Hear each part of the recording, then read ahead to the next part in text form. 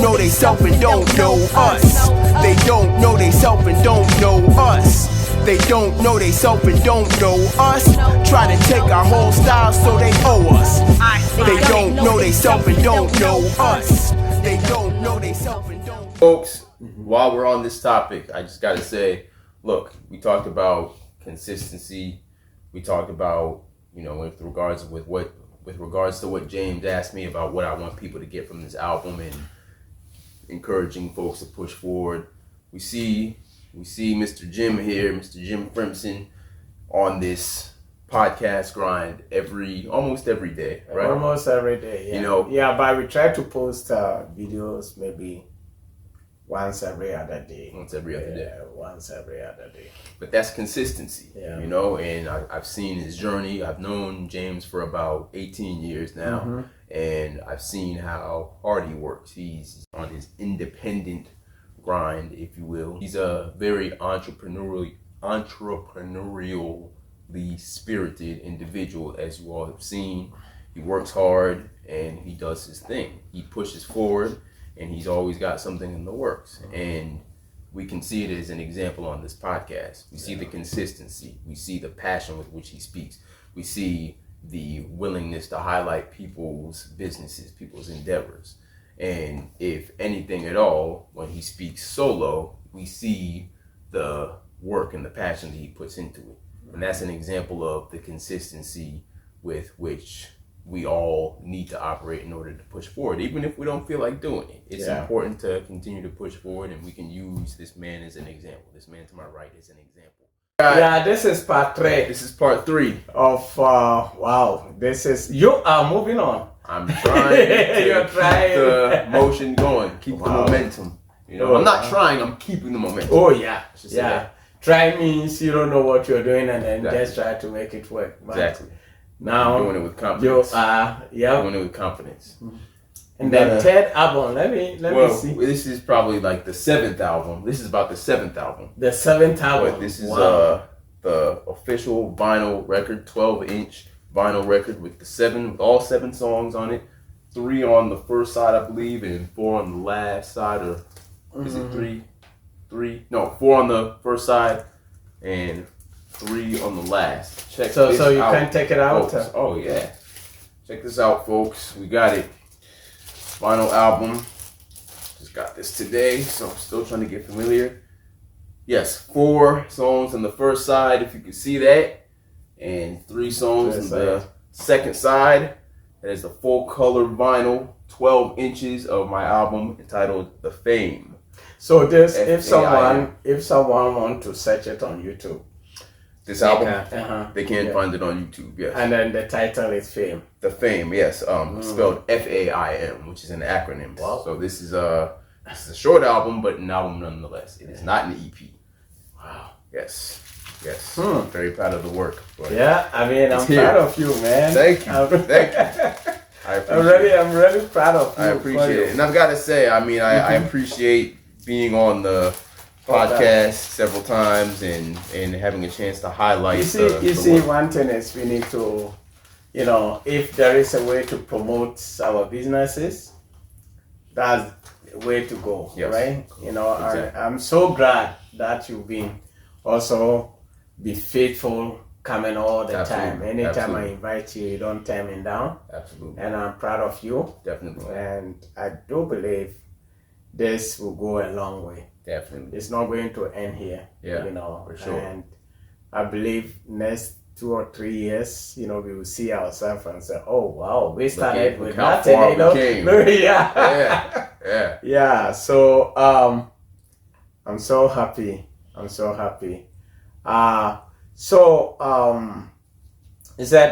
said your title is Fame. What does it stand for? It stands for Fulfillment and Appreciation in Maturity. And basically, Fulfillment and fulfillment and fulfillment is not, the ampersand is not in the acronym, but fulfillment and appreciation in maturity. Oh, okay. So what that essentially means is that being an older artist, older by the standards of what rap would deem someone, full transparency, I'm 40 years old. And 40? Yeah. Wow. Yeah, and rap has been around for, as they officialize it, 50 years. 52 years at this point this year. Yeah. Some would deem it to have been around longer because of the roots of it being present in other forms of music way prior to 1973. But I say that to say that with how long rap has been around and how progressively older it gets, it becomes less taboo or less stigmatized to be a rapper who is in his 30s or 40s. And so as an older rapper still, and with all that being said, I'm still considered an older rapper because new artists are typically in their teens and early 20s, yet and still today.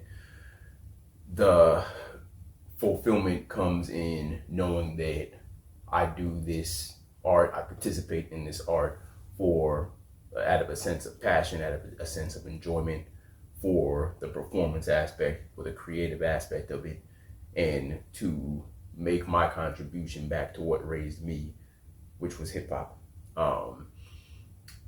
And the maturity is what's encompassed by being older now, significantly older than I was obviously when I started, and having that life experience to now actually speak on some things that are believable when I'm trying to instill wisdom, as opposed to being a 25-year-old trying to sound wise that doesn't have really any life experience. So that really is what it encompasses. I mean, the fulfillment aspect also comes from the fact that there's a fulfillment in doing this and not expecting something that's based on vanity metrics or necessarily making a quick buck, blowing up and getting rich.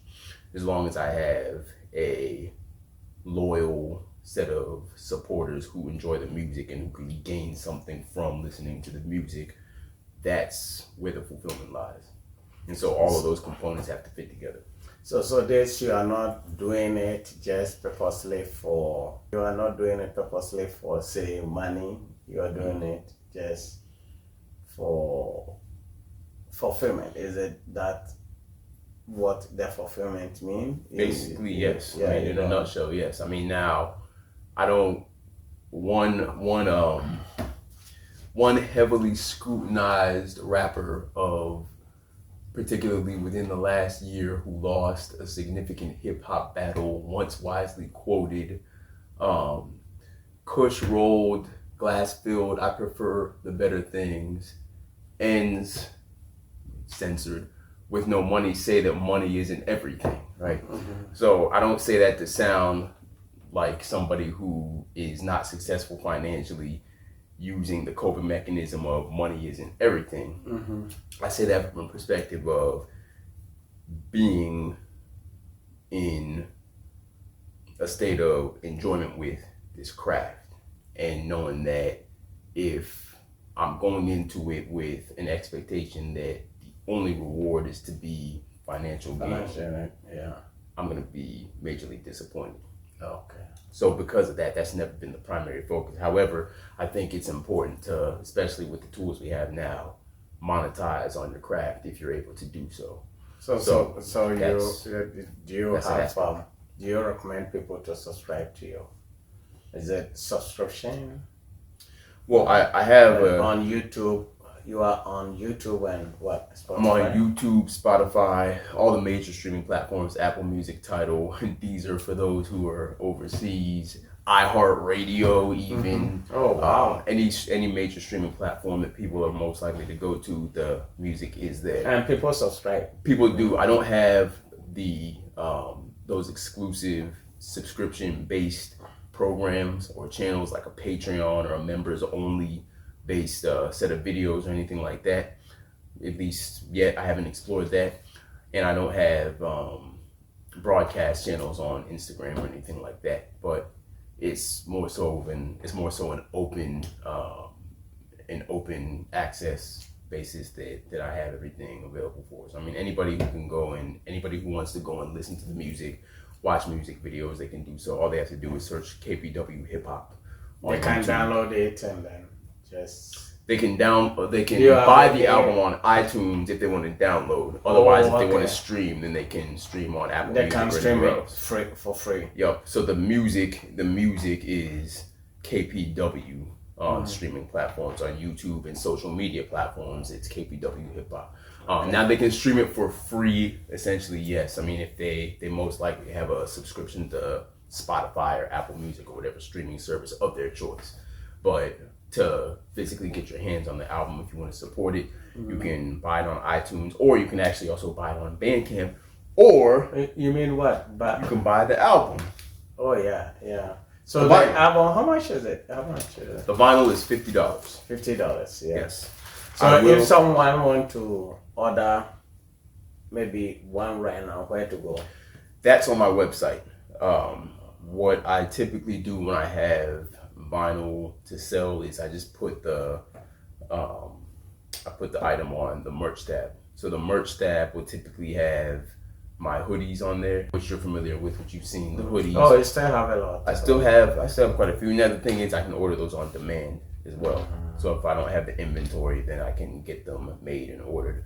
But the vinyl records are available on that page. So kpwhiphop.com/merch.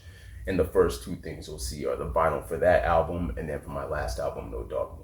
Oh, So those are available. Oh, And I can order them on demand.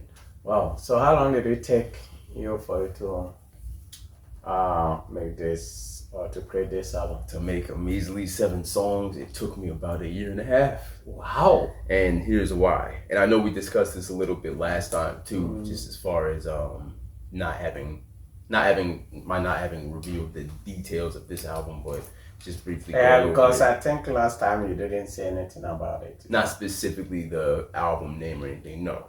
But I know I mentioned that there were a certain number of songs I was gonna put on there, and it took me significantly longer than you would expect for that number of songs. It took me probably from, as far as for what ended up on this album, from probably October 2023. Now I started with probably about 10 songs that I cut down to 7. But I think I really was trying to be intricate with how I wanted it to fit together. And so that was part of the reason for why I cut some of the songs. And there were some other things too I wanted to make sure were right on the business end of things, which caused me to hold off on some of the other ones. But we landed with the 7. That whole process involves a lot of writing, rewriting, and Actually, you re-recording. wanted more, but you just tried to cut down some of them. Condensed it, yeah. Oh, And so what I'll okay. do is I'll take any of the remaining songs, and as long as the business aspect of some of those, or of whichever those is in order, we can put those on the next project or a future project. But the process takes a lot. It takes a lot of writing and re-recording and making beats and removing stuff and adding stuff back in and that type of thing. So if anybody were to wonder why an album with 7 songs on it would take so long to do, that's an example of why. Oh, wow. But it came together, and this is what we have, and it's solid. Wow. This really cool. Yeah. Yeah, I'm Thank proud of you, Kojo. Thank you. Yeah. Thank you. I appreciate it. I appreciate I'm proud it. of you. It's fun, you know. It's not always. I have an email list, and I send communications weekly, detailing something that's on my mind as far as what I can share with people to encourage us as a group, myself included, encourage us as a group to keep going with our crafts, essentially. And so what I usually do is share something that's part of my process as an example. And then I go into, I make it somewhat of start off with my experience, and then I flip it to a basis of, it's not just about me, here's how you can relate, right? And I was, in the email that I prepared to send out later in the week, I was putting it together last night and essentially just saying that every part of this process, or every part of anybody's craft or process, is not necessarily always fun. So you're not gonna feel like doing it, but even when you don't feel like doing it, do it. because it's going to be worth the fruits of your labor. And so, I was using the example of every time I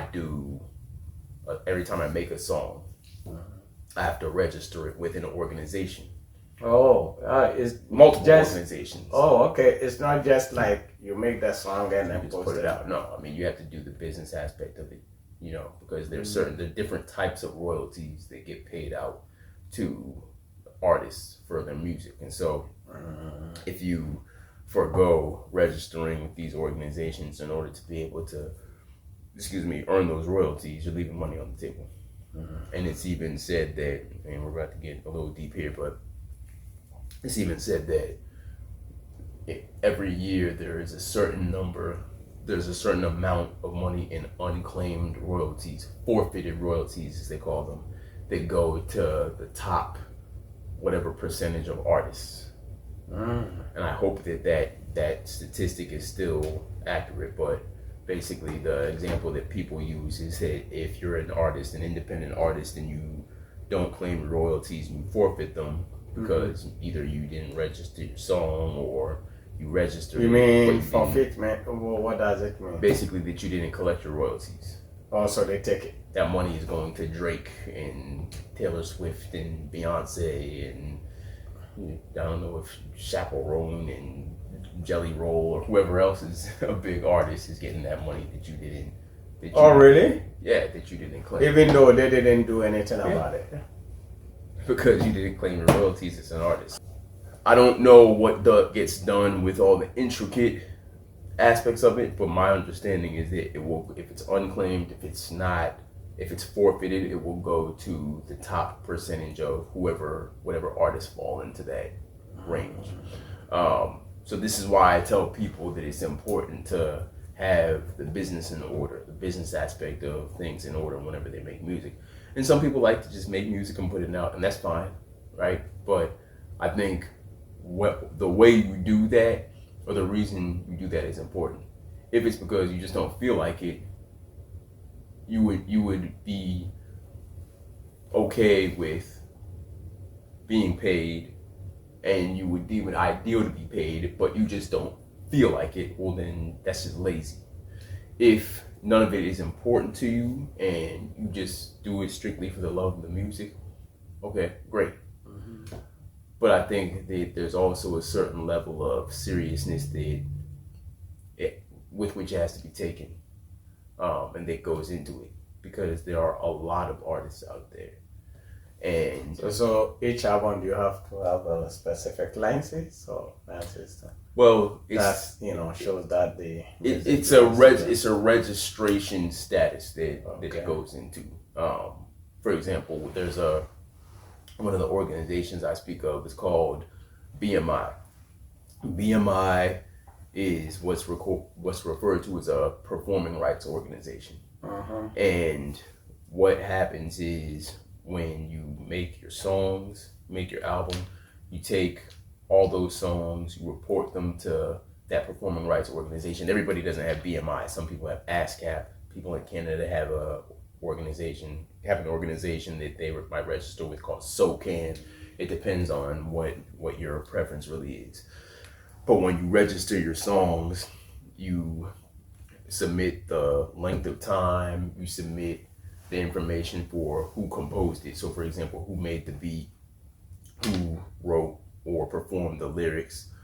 If I did a song with somebody else, then I have to submit their information. For each individual artist, they have an actual ID that they identify themselves within that organization. So if I did like my friend AP, the artist who lives here, who I spoke with you about wanting to come on the podcast, if I do a song with him and I register that song, I have to have his information so I can register it.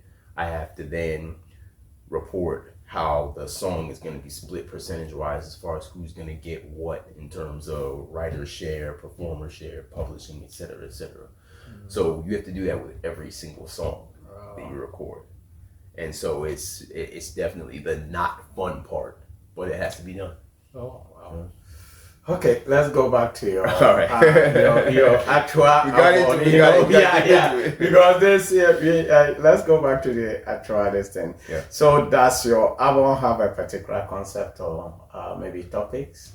This album doesn't have. It's not a concept album. Previous projects I've done, I've tried to be very specific about having a concept or a heavy theme. This one does not, other than the fulfillment and appreciation and maturity topic that encompasses it. The songs don't tie together concept-wise, whereas with other albums, they did. I tried to, on other albums, I did tie the songs together with a specific theme, and they all had that in common. This album was more so just raw thought process as far as what went into the songs. Still substance, so it's not just me rapping about nothing and bragging and doing a bunch of clever punchlines. Nothing wrong with that, but I still make sure that the songs have something that provides substance and thought provocation, and reflects thought, reflects stream of consciousness, etc., etc. So as far as just from a general standpoint, I tend to write what's on my mind anyway, and my viewpoint that I want to share anyway. So that didn't change. But as far as it tying together with a specific concept and it being a concept album, no. Mm-hmm. So how do you compare this to your other albums? The previous one that you done? Yeah. The last, I think we spoke about how many. This is your third album we've talked about. I think this is the second one we've talked about. This is the second one we. Oh really? Yeah. Oh okay. That we've discussed. Yeah. Because we haven't talked about any of my previous ones from the last one that we discussed, but this is the second album you and I have talked about, and it's my seventh project overall. Well, seventh album, seventh full-length album. It's probably like my 13th or 14th project, but wow. And all that's not necessarily on streaming platforms. It's all on Bandcamp, but this one and the last two are on all streaming platforms. But as far as the way that it compares to other albums, the main thing that I've been noticing about myself is that the lyrical content has become way less dense and complex. Oftentimes people would give me the feedback that they didn't quite understand what I was talking about just because it was very complex, and that was intentional. But as time went on, sometimes you receive feedback, right? Yeah, and it wasn't bad feedback necessarily, but people would just say that they knew that I was trying to say something, but they didn't necessarily know how to decipher it because it was so complex.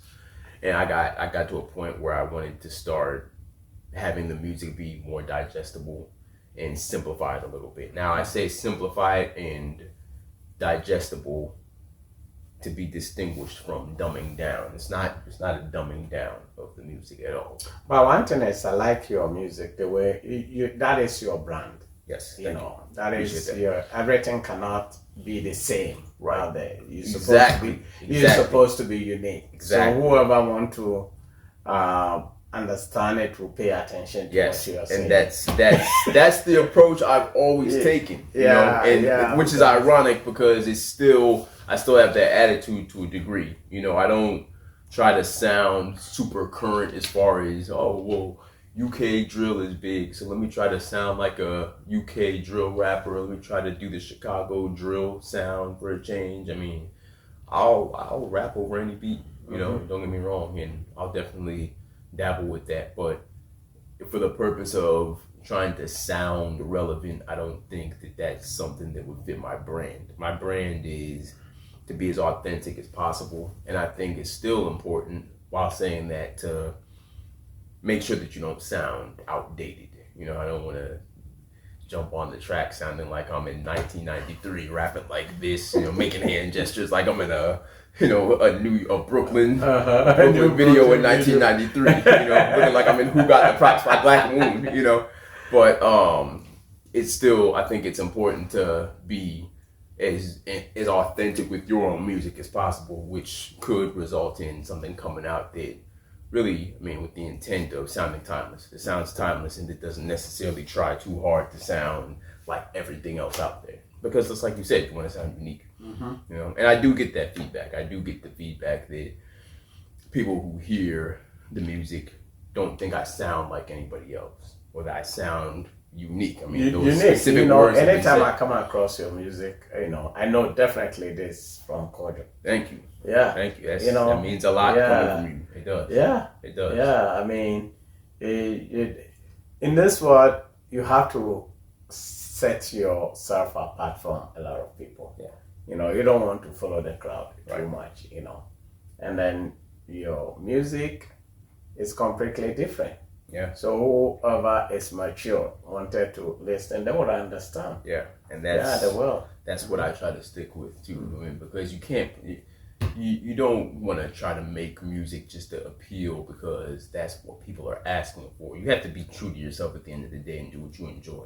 So it's not about appealing, and you're not going to appeal. In addition to that, you're not going to appeal to everybody. No. Somebody's gonna have something to say. So when they watch this episode, somebody's gonna say, "Oh, the chair is crooked behind him. Oh, he's sitting on a pillow, but he looks like he's sitting on a pillow, but the pillow underneath the top one is crooked, and he hit the mic earlier, so now it doesn't look uniform, and he's got a piece of lint that he just picked off his shirt a couple minutes ago, and he think I didn't see that. Somebody's always gonna troll and say find something wrong with him. It is what it is. So out of the 7, what is your favorite song in it? Out of this current one. Yeah, that's. I know sometimes it's really hard to say, but I won't say that it's difficult to narrow down because I do have probably a top 3. I like all the songs though, but what I will say is my favorite songs are "The State," which is the first song, "All Praises," because I like the production on there. It sounds very nostalgic. So All Praises, is it something that, is about gospel, or All Praises is just the name? It could be interpreted that way, just because of the specific words I'm using. I say all praises due to the most, all phases of life afforded, more history, all pages, all changes made as needed. We all raised this, made the dream real from all angles. So in those first bars of that chorus, I reference the most, all praises due to the most. Most people might be familiar with that by way of the phrase all praises due to the Most High. Oh, right. Okay. So there could be some religious context interpreted in that. On that song, I'm not heavily talking about anything gospel related or even really at all. But I'm just more so speaking on my mind state towards the environment, the climate we live in, how we treat information, how we might misuse information, how we might spend our time, et cetera, et cetera. But then it comes back to that chorus of reciting the all praises due to the Most High, referencing points in history that we live by, et cetera, et cetera. So those 2, and then my third favorite is the song "Us." Us, okay. The song "Us" is a song that was probably the one that kicked off the album as far as really being the first official song that I wrote for it, which dates back to probably October of 2023. And that song evolved. It started as one thing and it built up. And I featured an artist named Cassiopeia. Cassiopeia, is it from the United States? Yeah. Yes, she's actually from here. I believe. Oh, from Minnesota. Yeah, I believe she's from St. Paul. I believe she's from St. Paul. She resides in St. Paul. But lovely artist. She's got a great voice. She does the vocalist thing. She said that she's not a rapper, but I told her that she has skills. So I beg to differ on that. But she's a producer. She DJs. She's toured with some well-known local artists here and whatnot. And I've worked with her before. She's actually on the last album as well. So she provided vocals on that song. We did a music video together. She was very natural in it, and we had good chemistry there, just as far as that visual and the song went. And we made a creation that people really enjoyed. You know, so those three are definitely my favorites. My top three. Those are your top. Okay. I spy hatred, several suckers who ain't satisfied as their result reflect the wasted precious time that, as we all aware, this equates to currencies in tandem with the clock. The second hand waves the clock. No use of what a whole existence will afford them. The face of any Santos can gauge it is what they made. Bad time management, we are not to blame. You had the time and damaged it. We are not the same. What scares them about execution is what excites us. A different breed, a distinction from all the dweebs. They don't know they self and don't know us. So do you sometimes have a concert? Yeah. I haven't had one in a while. Because I remember that was long ago. You invited me to one in Minneapolis. The headliner, the headliner. That was long. It was probably 2019. 2019, yeah. That was the last headliner show that I did. I performed several times since then, but I do concerts. I actually am in the process of getting this release show set up for this one right now, because I like to do a release show every time I do an album, just to have that official celebration of the music and the album, give other people a chance to perform along with me if they want to do their own music, etc., and really just treat it like a party, a party with music in between each set. You'll have a DJ, you'll have people coming in, mingling, etc., and really having a good time at the venue. So that's in process too. Wow. That's really good, Kojo. I'm so happy for you, though. Thank you. I'm really, really happy for you. Thank you.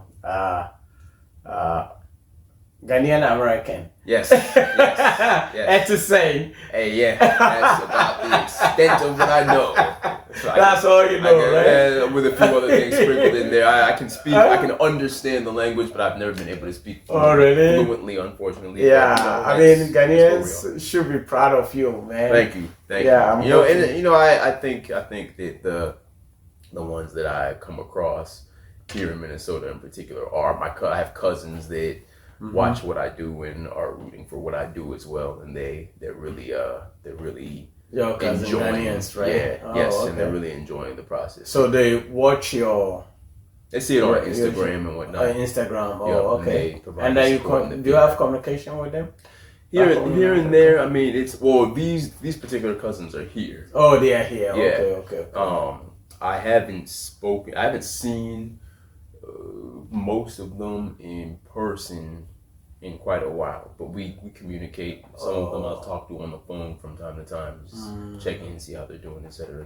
But social media provides a way for us to kind of check in. Yeah, this time you don't need to just go and visit the person. You can talk over the phone or video call. Yeah, I think that has social media. I think it has its pros and cons, though. I think that physical interaction is important. I mean, my phone is somewhere. I don't even know where it is right now, and I don't really care, because sometimes, you might realize that if you leave the house and you forget your phone, it's actually kind of peaceful without it. Yeah. But sometimes I become frustrated. What do you mean? If I don't have my phone. If you don't have it, I remember one day I left my phone at home. Went to office in Central, and then I turned around. It's just like, I wasn't, even though I had everything all over there that I could use, but I said, no. In your line of work, it's important, though. Yeah, because I receive a lot of phone calls. Right. So I can understand that. I can understand. But still, I love, social media is, I'm sorry to say, it's crazy. Oh man. Yeah, it's changing a whole lot. It's changing a whole lot of things, you know. It's affecting a lot of different important aspects of life, and there are pros and cons to it. Yeah. You know, but it's because I remember when I was young, you know, you train yourself how to communicate with strangers. You meet somebody, you want to find a way to talk to the person just to communicate, you know, something. Yeah. But now you don't talk. It's like everyone is glued to their phone like this. Getting in elevators. You know, yeah. It's like. And then you standing next to somebody in an elevator, you look over at them, see what they're doing on their phone. They're just on their home screen going like this. They're just doing it to avoid talking to you. That is really bad though. That's bad. It's really bad, to be honest. Yeah. It's really bad. I don't know when I spoke with someone in elevator, unless maybe the person. There are some people who will meet you and say hi, and then you try to, you know, start some kind of conversation. But you know, it's like you don't want to. It's like the phone. You are not reading anything, but you just try to keep yourself preoccupied. Yeah. You know, I try to make a very intentional effort to minimize that, and I'm by no means perfect with it because I probably still use it more than I should. But you know, it key points within the day, sitting at the dinner table or eating in general, unless I prop it up and I want to watch something on YouTube or something at my desk. Mm-hmm. Typically at home, I don't have it in front of me. I might have it off in the distance playing music or something. Mm-hmm. But even that, I hate the way that music sounds or audio sounds coming out of the phone alone.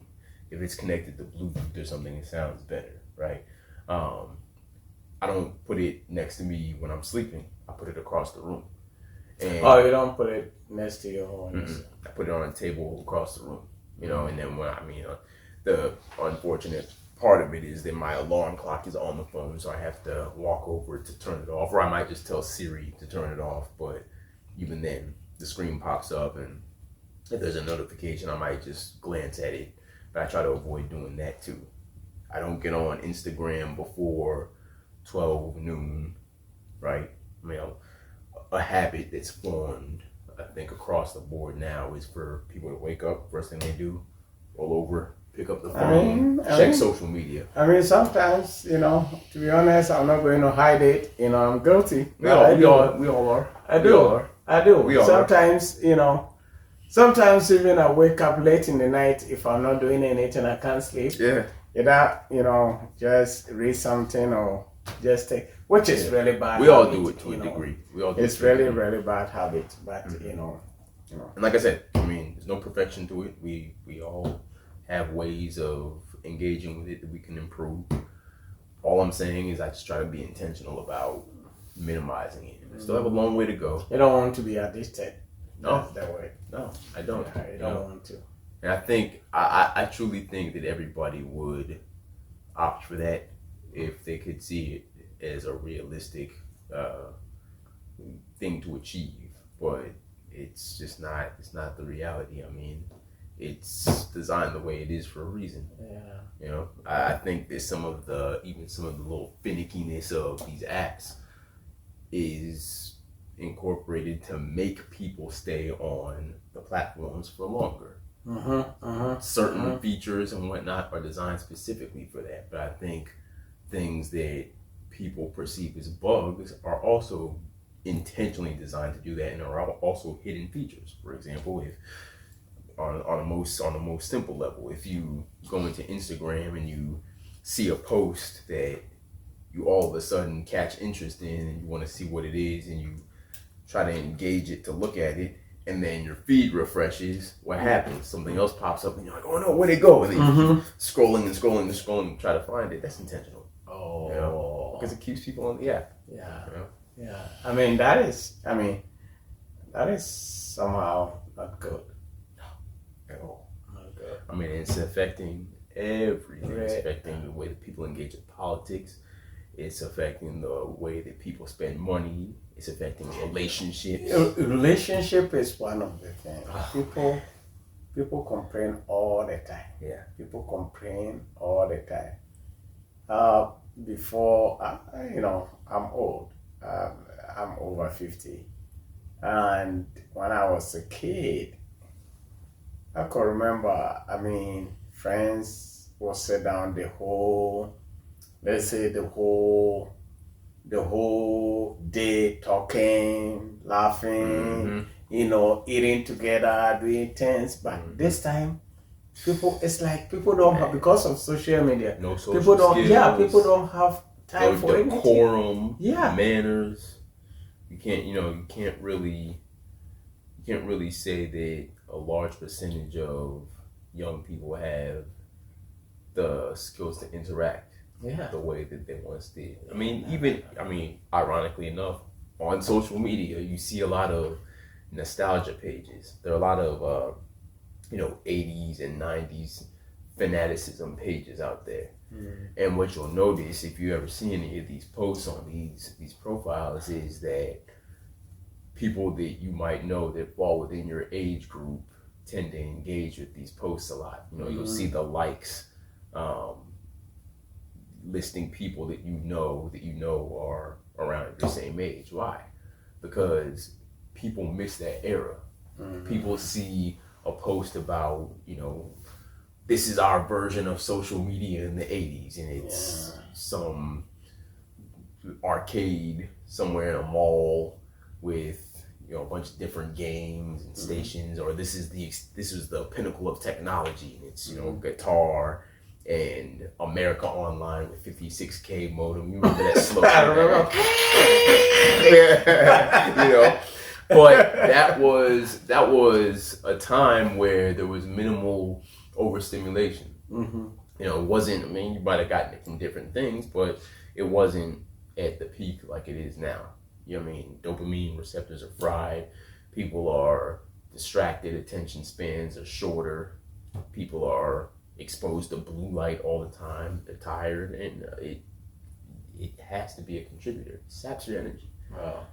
But in addition to that, it's also the fact that it bleeds into people's everyday lives. The influence of it, what they see as far as images that are projected as success. People only post the best things that happen to them as opposed to the failures, etc., etc.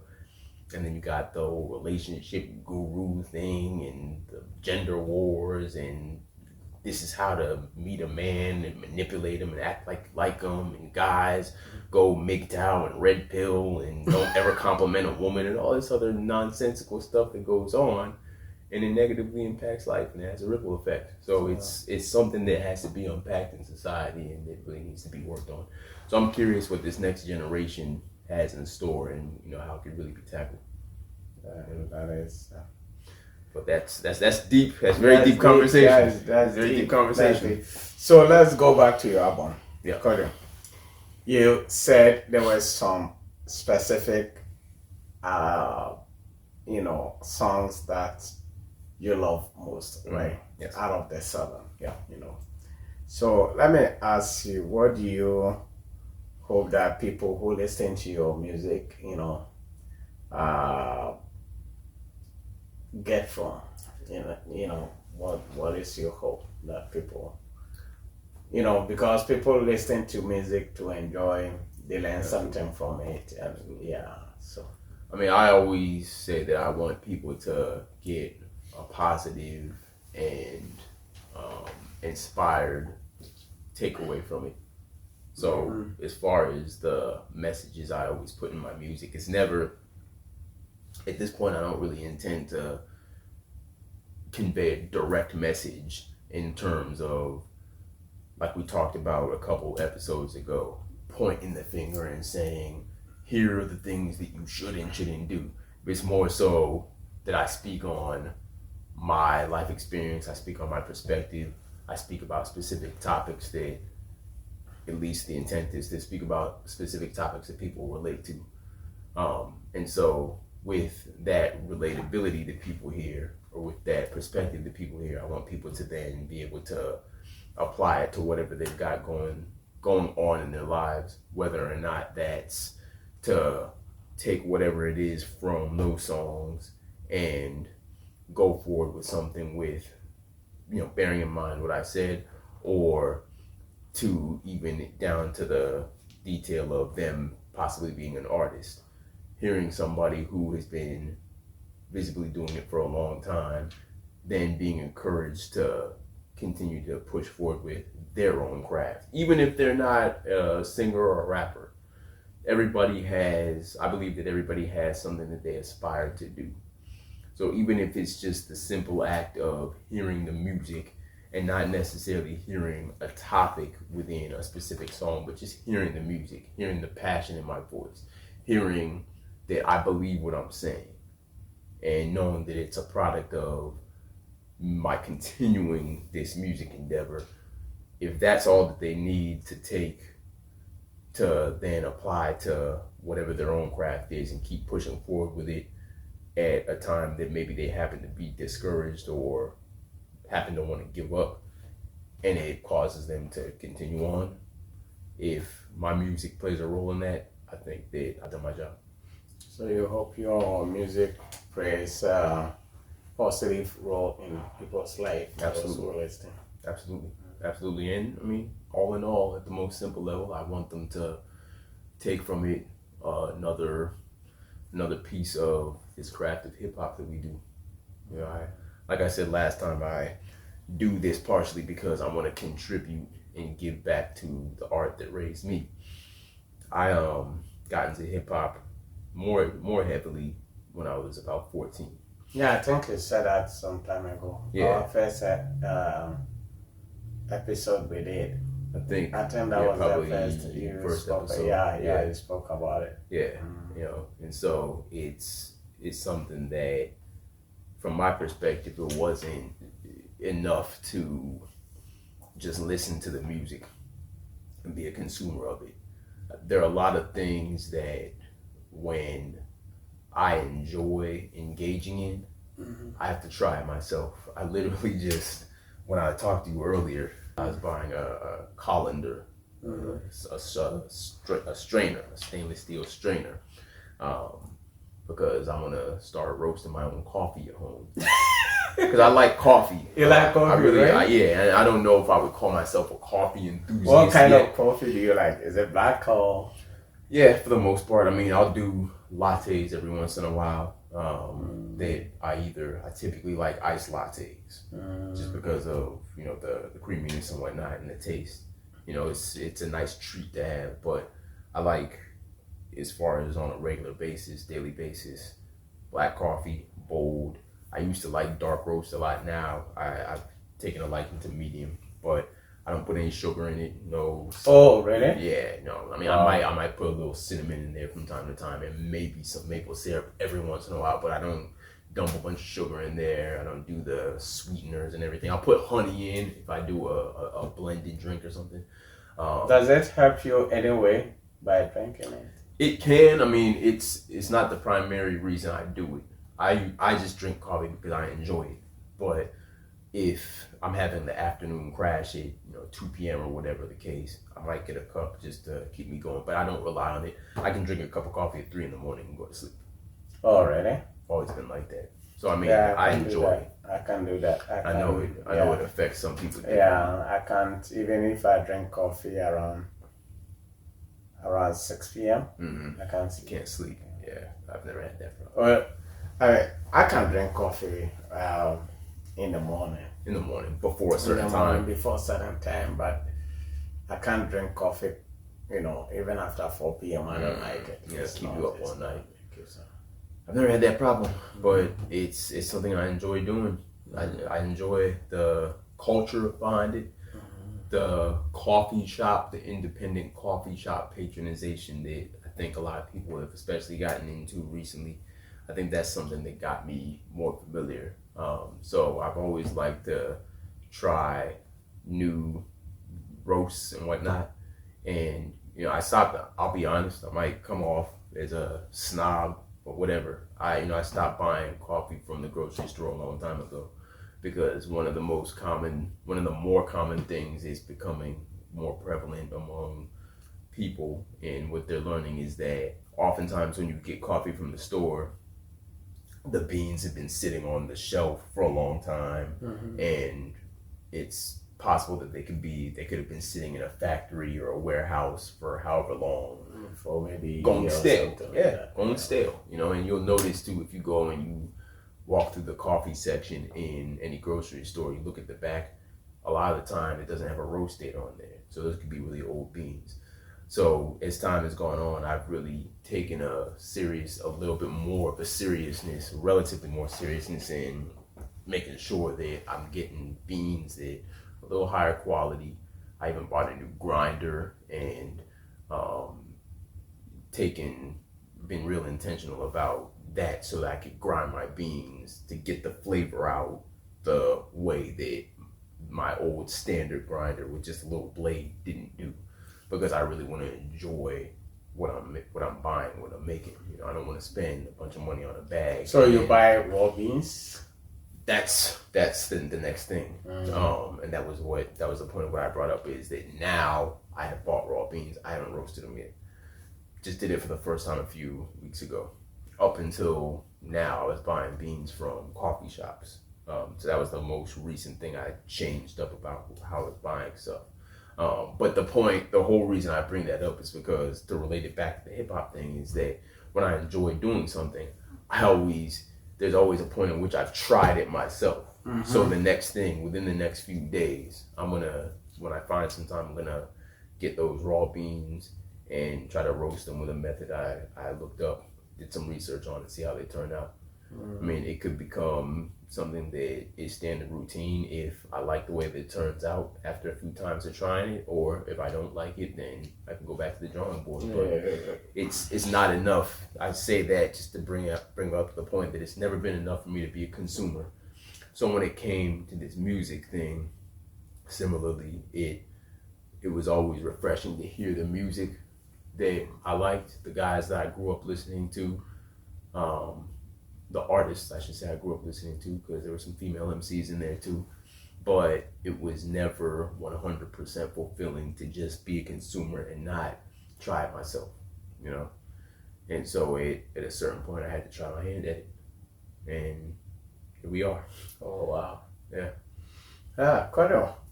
So I think we've talked a lot, right? Yes. We've talked. Where can your followers find this song in case someone is interested, or maybe watching the video and then wanted to find out, you know, about your music or your videos? Where can they find it? The video that is attached to this album is for a song called Us, featuring Cassiopeia. It is on YouTube, so if you just type in KPW Us, you'll find it. KPW Us. Yes. US. Yes, US. Okay. You can put it in capitals, you don't necessarily have to. But that video came out going on a couple of weeks ago, and that is on YouTube. And you can also, if you have Apple Music, you can find it there too. It's the video and my other music videos on Apple Music too. I want to say it might be on Spotify as well. I use the distributor to send it to all streaming platforms, to which it applies. The album itself can be found on all streaming platforms. So that would be Apple Music, Tidal, Deezer, Spotify, Amazon Music, iHeartRadio, and some others apparently that I had no idea even existed.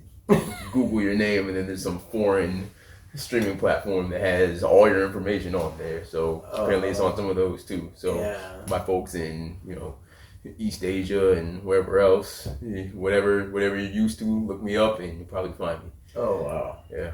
Kojo? Yeah, I mean, thank you for coming. Absolutely. Thank you I for really having me. appreciate you coming. Likewise. And, Likewise. I'm really, really, really proud of you. Thank you, sir. I'm proud of your music. And then I'll continue watching. Thank you. Yeah. Mr. Jim. Yes, sir. Thank you. I will, and then show it to the audience. Yeah. One more time. The and then I think there is something here. What is? These are the titles. Are you talking about this? No, I'm talking about.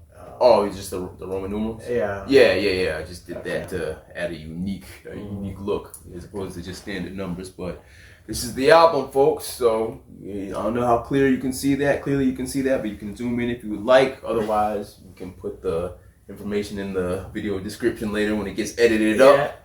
But here's the front, here's the back, and one more time, what we'll do is take that out and show you that full color vinyl. Oh, look at that! It's kind of surreal to see your face on a piece of equipment like this, piece of audio equipment like this.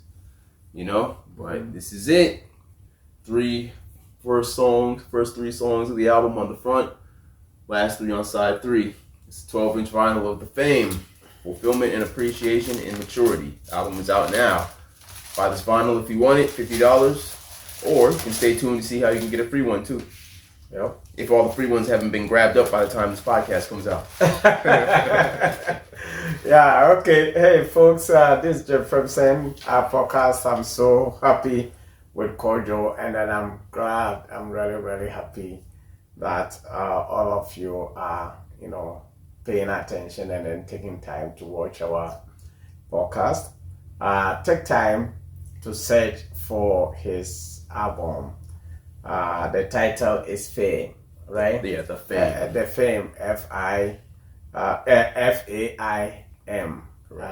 Search it, and then I do believe you should be able to. He said it all, so it's no need for me to, go over again, right? For sure. I think we summarized. Summarized everything. So we will end here, and then watch our videos. If this video, you find it on your maybe DM or something like that, just go ahead and then forward it to your friends, and then share it. Let us make Kojo great. And then if you're Ghanaian, Kojo is Ghanaian American, so let us support him.